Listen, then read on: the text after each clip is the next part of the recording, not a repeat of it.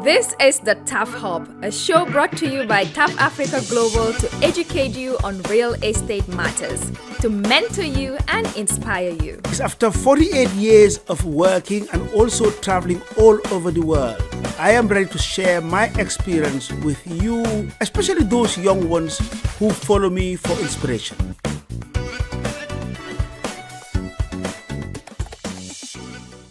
Today we have a young Gambian man who has joined us in the studio to talk about his work and upcoming event that is sponsored by TAF Africa Global here in the Gambia, where he's Ismaila Jallow. Ismaila, welcome to the TAF Hub. How are you? I'm fine, thank you. Thank you so much for having me in this platform. And my name is Ismaila Jallow. I'm born in Banjul. Yes. I started to do design when I was young. So as a apparenti, you know, when they say apparenti in Banjul and say Kunda, something like that. Yeah. So you are a fashion designer. Yeah. You know, I was just gonna say, you know, we don't know fullest of making clothes, you know. Pol mom bitik len ko xam jaay. Jaay guru ak bitakola. But you are a fashion designer, not just an ordinary fashion designer, but you're an international fashion designer. Yeah. You've worked with global people, like internationally. You're renowned for the work that you're doing. Yeah. Now, can you tell us how that journey started? How did you get into designing? Though you mentioned you started as an apprentice in Banjul. So how did that creativity started for you? Yeah, when I was young, when I started to do this apparently, like I said, I was not a construct only for tailor, you know. I was somebody who buy things for many people in the tailor shop. You know, when the tailor shop is there is the one who joined, the one who cut, there is the one who designed. Yes. So in between that, I get the creativity that to be somebody different from all those people. I was the one who ironed also the clothes. Yes. You know, so after and they will send you to the market to go buy thread and things, you know. Poplin, yeah. So I don't know, maybe once you heard about long time wooden creation in Carababin, so I started from there. Can you tell us the name of your brand? Yeah, my name of brand is Youlty. It's fuller name. Youlty. Youlty. It means like survivor. You know, in my language. Yes. You know. So I'm the founder of Gambia International Fashion Week also. That's why I'm here. And yeah, the brand is between Europe and Africa. You know, there is no you don't see too much Africa on it. You don't see too much Europe on it because in between. Yeah. I don't want to have a stamp. I just want to free my words and tell people what I feel on my clothes. You know, my clothes is piece. There's a story behind. So also some of my pieces I give them names. So it's a little bit of African, it's a little bit of European. Yeah, in between. In between. Yeah. All right. Now, I have here some of your collections that are looking very interesting with your brand model on it as well. Are these some of the collections that we're going to be seeing during the event? And can you tell us a little bit about this? Because I can see some face designs on the patterns. Yeah. Can you tell us about that? Yeah, this is 3 pieces, which is collaborated with an Italian artist. Yes. And I met him once in Italy. We were sitting, and he said to me, "Where are you from?" I said, "I'm from Gambia." He said, "Really? You're from Gambia?" I said, "Yes." And then he said, "You know, I know about Gambia." I said, "You know about Gambia?" He said, "Yes." He said, "I study about Kunta Kinte, the roots and things. I have the whole book about Gambia, but I never been to Gambia." Then I was like, "Wow, really?" Then I said, "I'm a designer." He said, "Oh, I'm also a painter, so I do art." Then he said, "What about we can do collaboration?" Yeah. Then I said, "Yeah, but I don't like when you start something and you don't finish." Then he said, "No, I'm ready to do it." I didn't find somebody who I can work with. And then I said, "Okay, I can give you a chance. Let's try something." Then we have I make 3 outfits. This is the 3 outfits. Yes. And then he made this collection made almost 6 months, 3 piece, because everything made one by one, hand to hand. Wow! It's really, and then he used all the faces from the big black people when it was you know, the black fighters to remember the roots of Africa. Yes. That's why they call radici is in Italiano. Yes. Radici, the roots, you know, about Africa, and he's Italian. Nice. And he's in love with Gambia. This is going to be the first time he come to the Gambia. He's also coming. Nice. He will be in the runaway show, inshallah. And we start from there. Then he designed his own, then I make my clothes, and we do the combination. We go to the photo shoot, and then we do it together. And that's how come out these 3 pieces. Now, there is an international show that we are looking forward to. It's happening on the 18th, right, of this month. Yeah. Can you tell us about this? How many designers are we expecting, and some of the models that are coming in the country? Yeah, from the designers, we have one of the biggest designer when it comes to royal designing. His name is Adivanang Kromanaka, and I think it's a very, for me, it's a gift that he accepted to come to the Africa, because it's going to be the first time he went to the Africa. Yes. I've been working with him as a assistant, a friend. He helped me a lot in Europe to bring me to many successful platforms when it comes to the fashion industry in Europe. Then when I started my project, I said, I would like to bring this knowledge to my country. And then he said, okay, but I don't know, it's a big job, you need a lot. Then I said, okay, that was 3 years ago when I started this international project. Yes. But he also helped me with many constructions, like when we go to the shows and when we go to many people. And finally, then we decided to come to Gambia, and he's coming. Also, we have another painter. He's also from the Netherlands. Okay. And also we have another brand which is coming from Jamaica, but they're based in Amsterdam. Yeah. Okay. So also we have somebody from UK, and she's a Nigerian and also based in UK. We have many designers in between, which is like very important for them to accept to come to the Gambia, so their talent, and also to show my country the difference between a fashion industry and the international way and the Gambian way, because that is my dream, to bring back the knowledge that I get in the West to Africa. That's right. Now, this is your first show in Gambia, your first biggest international show in Gambia. What are you looking forward to gain from this event? Is it just to come and showcase your work and other people? Are you also looking into networking with local designers and models that are in the industry? Yeah, of course. The event is a non-profit event. Especially is for I do this event for everyone who is in the fashion industry in Gambia. Okay. Models and stylists and designers. Yes.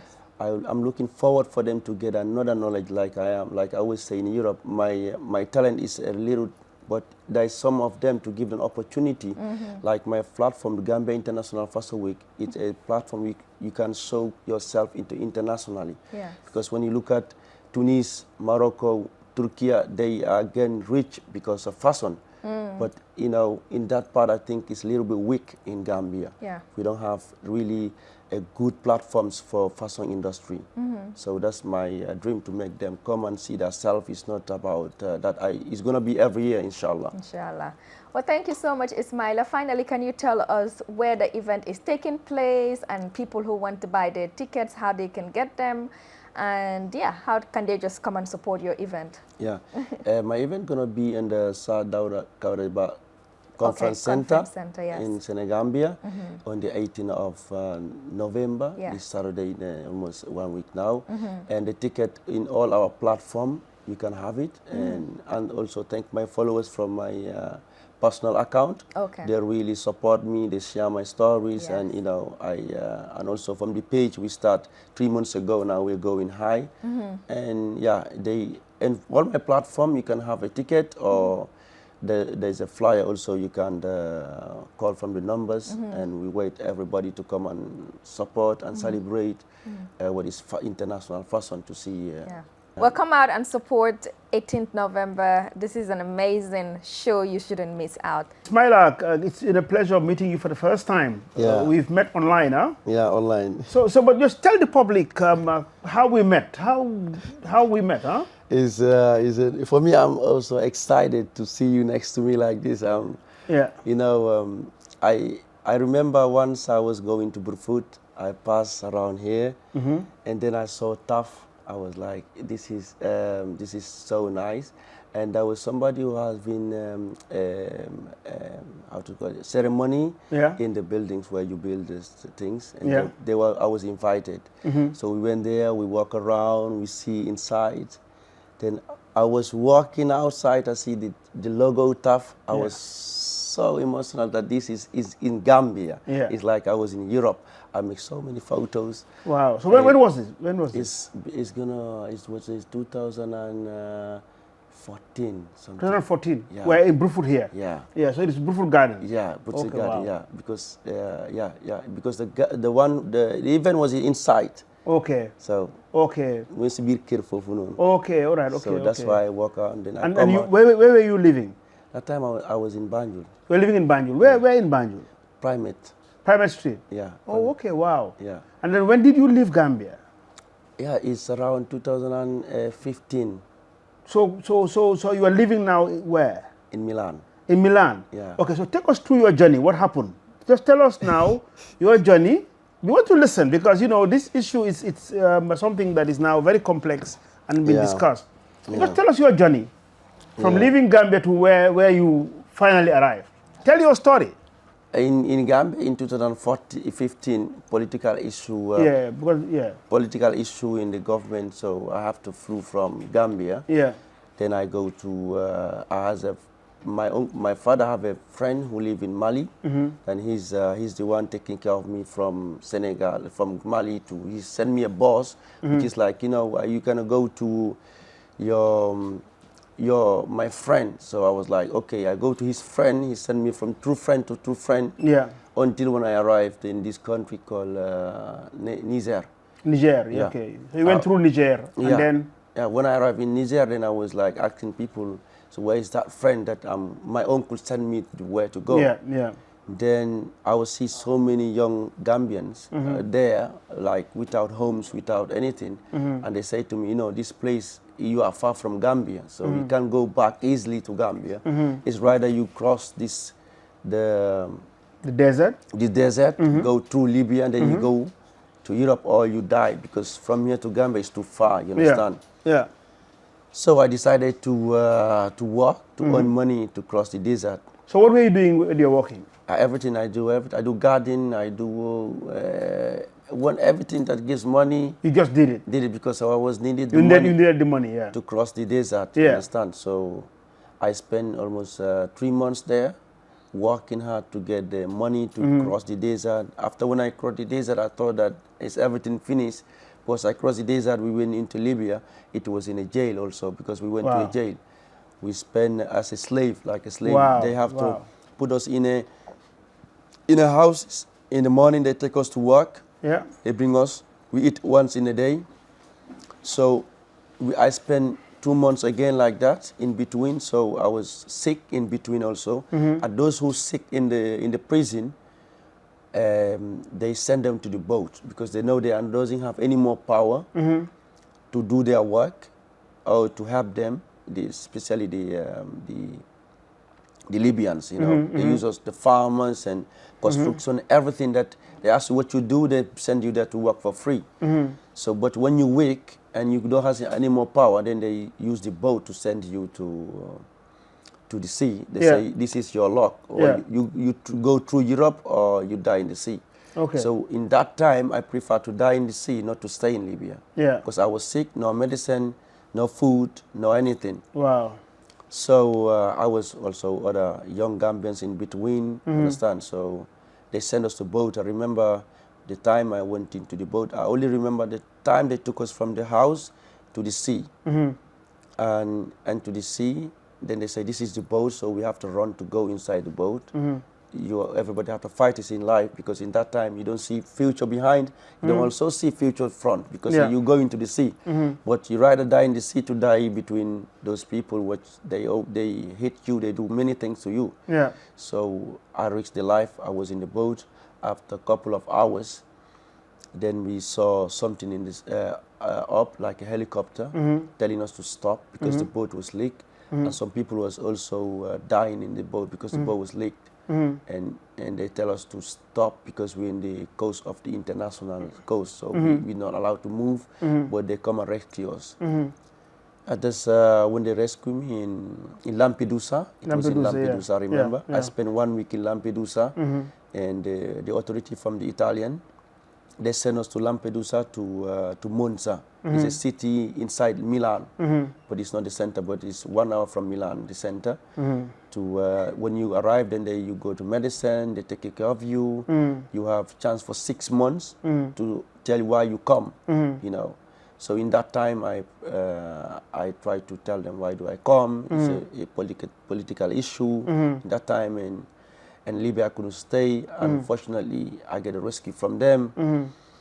Then they say, okay, so, but you know, you are here and without any documents, so rather or you follow the routes from Italy, or you find another way. So I prefer to say I follow the rules.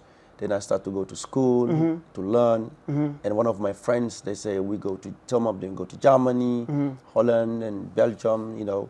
So, but I decided to stay because I thought Europe is the same, because for me, I was not looking for countries, Germany or Belgium. I was just looking for future. Yeah. So I see opportunity. So I decided to stay in Italy. I start to learn the language very quickly. So I see the way of things are going. After that 6 months, they say, okay, so you also have another extra 6 months to go to high level. So what you want to do? Then I said, yeah, when I was in Africa, I never go to school because my parents, they didn't have money for schools. But I go to Dara. And they say, yeah, okay, so, but now you speak the language, has some diplomas from the language stage by stage, but you can look for work. Then I said, yeah, in Africa, remember I do tailoring shop things. They say, whoa. Italy is the fashion, is the capital of fashion, so they bring me to tailor shops, you know. When I start to go on with the tailor shops, then they see I'm doing good, you know. Every shop they bring me to for the ateliers, I come with a very good points. They say he's talented, help him, you know, because the shops can hire me because I don't have document, and the shops can give me more than what they ask. You understand? So, but the government from Italy, they see how many points you have from the school and from what you're doing. Then they see I earn so many points from those things. They say, what you really want to do? Then I said, yeah, I love fashion, so I want to do this. They say, okay, we can help you out. We send you in a school in Italy, which is one of the biggest in Europe. They have it in Milan. It's called NABA. To study about more fashion. So now I went there. Also, I get a diploma. I was very good in between that to study in that high level school. I get many international people in between from Canada, America, Netherlands, and so I get constructed instantly to know what I want. In that time, I didn't even go to the center of Milan. Then I come back, and then they say, okay, so as you study now, you get some diplomas. We're not allowed to send you home, or we're not allowed to leave you. So you can also have another opportunity for 1 year to stay with us and to have more opportunity, especially to do the driving license in Italy, to find your own house, and yeah, to have your document. So to be regular in the country, so you can be free. Then I say, okay, I get that opportunity the next year. Then I plan myself to finish the school and in between do the driving license and to find my own house. No more living with them with the camp. So I did it. I go. I have the diploma. I have the driving license. I find my own house. Then I have my connection. So I start to work. So once I went to, after that, I went to where they do working. I don't know how to call it in English. You know, those things are work. The people are work nicely work like Amazon packages. Okay, deliveries. Deliveries something in the evening. Yeah. Then when I went there, I met 4 people in the entrance. There was a queue, and they said to me, first of all, Italy, we don't have work. You're here for chance. I said, okay. Then they say, you stay behind this guy. After this guy, you go. I said, okay. The next one, there was somebody. I said, where are you from? He said, I'm from Senegal. I said, oh, how long you work here? He said, 25 years. I said, wow. Wow. 25. Next one also was Gambian. The other one was, you know, different countries. Then I said to myself, these people are still 25, 15 years, some 10 years, still the same work. And the salary that's the salary is 1,200 euro. Yeah. That's the regular salary in Europe. Yeah. If you work hard or whatever, but that's the regular salary. When I come to the one who has to give us work, I said to him, so how do you want to, then he said, yeah, you can work half, we pay you half, so 600, and the other one you do black. So then we can have also regular document and this and that. I said, okay, so maybe I think about it. I come back tomorrow. Then I went out. I said, that's not the life I want to live. Because all this knowledge I have with me to go and do employing and do for this life now. Then I start my own. This is how I start my business alone. I have my own company now. I employ people. So, alhamdulillah. Alhamdulillah, alhamdulillah. Yeah. So let me tell you, let me ask Ismaila, let's reflect back. By the way, on fashion, let's talk about fashion. I also have some history about fashion. Yeah. When I was going to school, I used to sit next to a tailor's shop. Yeah. Because I'm sure it was well before you were born. That was around 1972, 73. Yeah. And I used to help them, doing the hem. Yeah. Those days we used to do the turn-up, and then I'll do the ironing, do the buttonhole. We used to do it by hand. So I have some passion. I like fashion also, when I see it. And I've seen your stuff, great stuff. Well done and good luck with your program. Thank you. But let's now look at the issue of going to Europe and what they call the back way. It's a very complex issue.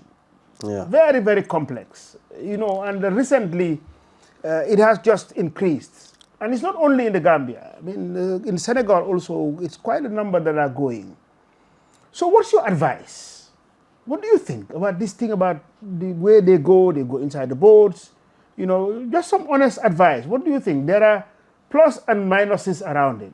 We want to listen to somebody like you. What's your advice today? What would you advise for somebody who wants to go? Yeah, that question I have thousand times, because also in Europe they ask me that, especially Europe. Or I can answer very quietly, because Uncle, like what you said, when I saw your Instagram, first of all, I start from there. Yeah. So because I learned also from you. Yeah. Okay. Especially you, I see in this time how you does yourself to work, to say people, I'm here, look what I'm doing. You put yourself into the work. You're not sitting on the office with a necktie and say, okay, press button, then no, you do by yourself, like you doing it. And then going the back way is not, I don't see is very wrong, and it's not too bad to go to Europe or find something, come back. But the main thing, which like what you said, is we lack of opportunity. Is the lack of opportunity. That's why we run away from our own country. But if you have an opportunity, like you said, you give many thousands of people in West Africa jobs, so we can sit and work. But if you wake up and in the morning you work only for daily, and you keep listening to journalists or people are saying, okay, everything's gonna be okay, but you're not okay. So how do you think you're gonna survive? The wrong thing is you use the back way. You go to Europe, there are so many people that don't even get any profit why they did it. So that's a wrong, it's better you stay home. Don't go. If you don't go, you say, if I'm not going, I don't do anything. That's wrong. You can also stay and focus. And if you have opportunity, start from there, then you can make something better out of why you stay. But if you don't have the opportunity, you can handle to stay. Everybody's stressed. So some people, they say he's in Europe 2 months and then you see his face like this. It's because no stress. It's always everything quiet, all irregular. But here you wake up in the morning, you always stress. You get old in 10 years. So all those things is playing. But alhamdulillah, seeing you doing all this, I think especially your Instagram inspired many young Gambians. Me, I follow every day what you do. Wow. Because that's why I also start to post myself when I'm ironing or doing things. Because I say, yeah, uncle is saying that I'm here doing. I also have to, not only the nice picture. But I saw people I'm showing in Instagram, or I do this, I do that, because to say we also work. So that's inspired me. So I think the backway issue, we need opportunity. We need people like you to give us work. And then we can have an easy life to go to Europe and come back, to go and learn and come back. That's what I did. That's what I'm doing, right? That's why I'm here. Well, excellent. As I said, really, I don't want to put a lot of pressure on you. It's a very complex issue. It's a very, very complex issue. And I think it needs some honest dialogue, engagement. We need to find solutions. So it depends on where you are sitting, really, what side of the fence you are sitting, you know, and what you say. I think, yes, I think I totally agree with you. If we create more opportunities in this part of the world, it will reduce the amount of people who are leaving. That is a reality. So we need to find ways to create as much opportunities as possible and take responsibility. People like us, who are successful entrepreneurs, who people look up to. I am glad that, you know, in doing my thing, I didn't know that I was inspiring you. And there are many more that we're inspiring. So it's a collective responsibility, starting from the homes, you know, then out in institutions, in schools, in the government, the private sector, civil society, and our own selves. The problem is that going to Europe will not ever solve all your problems. Never. And also the route is dangerous. That's the reality. It's a 50-50 chance. You have seen people who's died. I mean, then you ask yourself, is this worth, you know, killing myself? So, but I think for me, the solution is let us find ways of creating more and more opportunities. Because there are some people who's never been to Europe and they have made it here, you know, but some, they have, like yourself, you've taken the risk and you've made it. So you cannot come with one straight answer that this is the answer. It's a complex issue. But I think what is important that we must have platforms like this to sit down and talk about it. That look, yes, there is a problem. We don't have enough opportunities for the young people. What is it that we are doing wrong? What can we improve on? So dialogue is necessary. And that is what this platform is for. I don't want to take you too long. It's a pleasure meeting you. Thank you so much. I mean, we connected online. You know, I am very moody in terms of sponsorship. You know, because I get bombarded all the time on social media. You know, people sending requests. I don't know how I accepted yours. Maybe it's from Allah. Or there's something that you do in Fula. You know, your Fula way. There's something that you have done that really caught my eyes. I remember when you replied my message. I was going to one of my friends. Then I parked the car outside the road. He said, "What are you doing?" I said, "You know who responded me? It's Uncle TAF." He said, "Who is Uncle TAF?" I said, "I will let you know who is Uncle TAF. Let me just answer the message first, then we go on." Actually, as I said, honestly, I mean, I would like to help as much as possible. I mean, and at times it's just out of the mood that you are in and also what you have available to help. It's non-stop. We get bombarded. But it's not their fault. I mean, because everybody wants an opportunity. Everybody wants to be supported. But I'm glad that we've made this. You are here today because of your event. I wish I was around because I am leaving on Monday morning back to Sierra Leone. But I wish you all the best, all the luck, all the best. You know, I think it's quite impressive. We want to see more and more success stories. And through this platform, for those who are sitting outside, you know, outside of Gambia, if you have made it in one way or the other, this will help. Please think about those who are here. They need your support. I mean, it's never, there's never an end to it. So, Ismaila, again, thanks so much for coming. If you have any last word, look into that camera and tell the public who are listening to you, you know, your last words. My last word is see you all in 18th of November to the event to see the creativity that I made for Gambians and every fashion lover in the country. Well done. Thank you so much. So guys, until we come your way again, I want to thank Maria Makoli who started this and my co-host. And it's real a great pleasure meeting you, Ismaila. Thank you I so wish much. you all the best. I mean, Thank you I want so to much. see you at the level of Louis Vuitton, Prada, Thank you so the much. Hermeses and so on. Thank you We are so proud much. of you as a Gambian, and keep it up, please. Thank you so Thank much. you. Thank you for watching the TAF Hub. Until we come your way on our next episode, subscribe, like, and share.